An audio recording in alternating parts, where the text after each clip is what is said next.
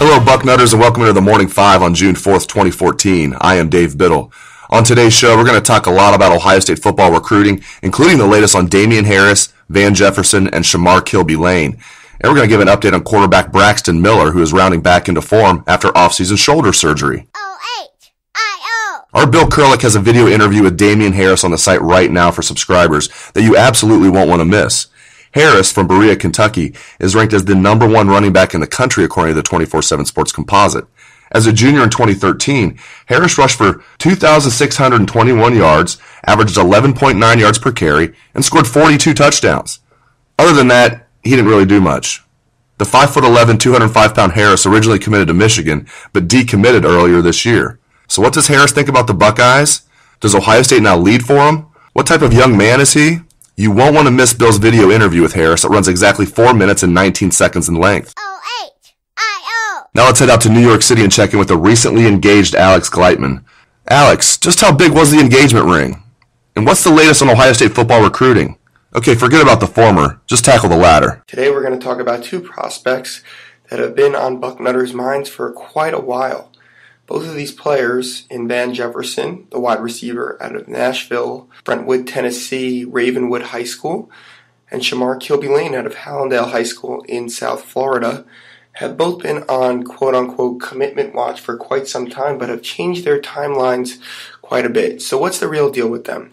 First off, with Van Jefferson. Van has been ready to end this recruiting process for quite some time, but his parents have requested that he check out all the schools recruiting him to make sure that he's making the right decision and doesn't go back on his word.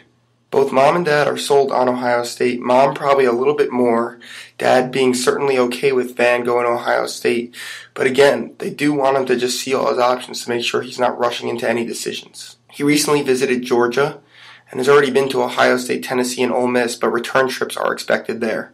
A trip to Florida and perhaps South Carolina could be in the cards, but Van would like to make his decision possibly by the end of June, certainly in July at the latest.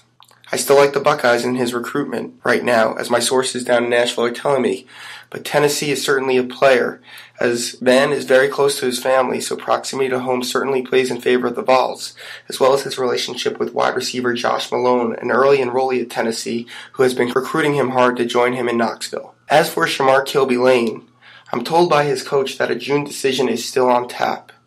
It seems that it's Ohio State versus Florida State here, and there's no reason to think that the Buckeyes have fell below the Seminoles in this race.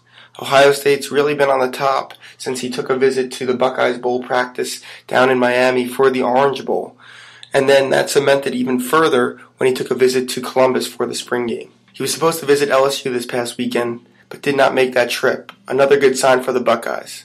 I think when all's said and done, Shamar Kilby-Lane is in the class of 2015 for Ohio State. Thank you, Alex.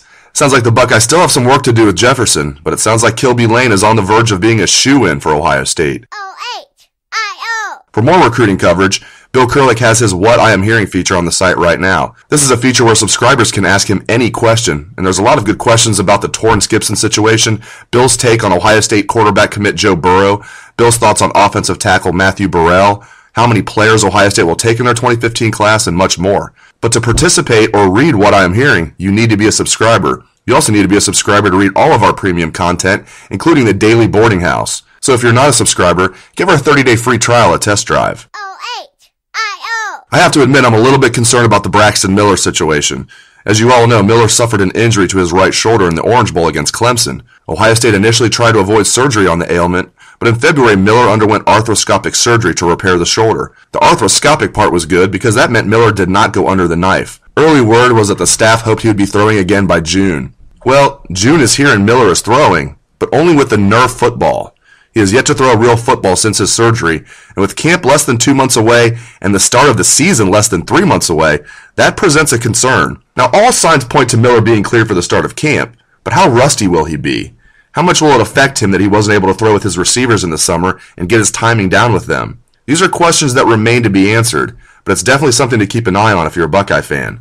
The biggest improvement Miller needed to make in his senior season was his ability to throw the ball well consistently. Not throwing it all for nearly 5 months really puts him behind the 8 ball, and I wonder how much improvement we'll see in his game this year. I do think he'll be a better quarterback, as I know he's spending a lot of time watching film and improving himself as a student of the game. but I have to admit the shoulder situation is a bit unsettling. Will Miller still have the same type of arm strength as he did before? Are Ohio State's coaches concerned about this? We'll have more about all of that in today's Boarding House. Thank you for joining us for the Morning Five. I hope everybody has a great day.